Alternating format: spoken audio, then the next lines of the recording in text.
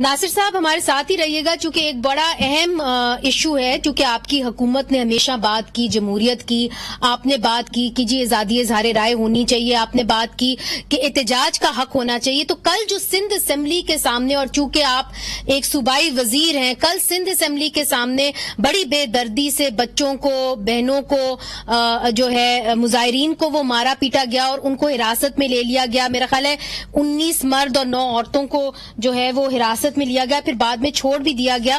तो उस हवाले से सीमी दीन बलोच साहिबा ने भी हमें ज्वाइन किया है और वो भी इस मुजाहरे में थी।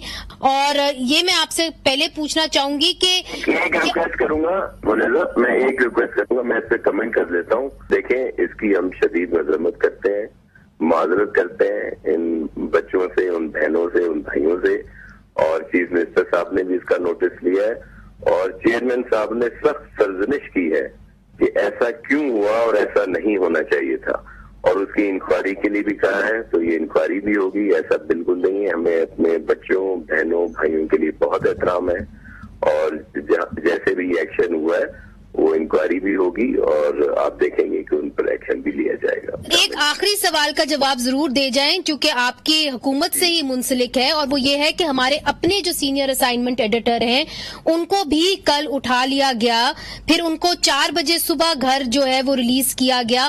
फिर जो ये मुजाहरा हो रहा था, ये 2 बलोच स्टूडेंट्स के ऊपर हो रहा था जिनको जून के पहले हफ्ते के अंदर उठा लिया गया। तो फिर आपके सूबे के अंदर पुलिस के ऊपर, सिक्योरिटी एजेंसीज के ऊपर क्या हुकूमत का कोई चेक नहीं है कि वो किसी को भी उठा के लेके जाए और फिर मुजाहरे और उसके बाद छोड़ा जाए?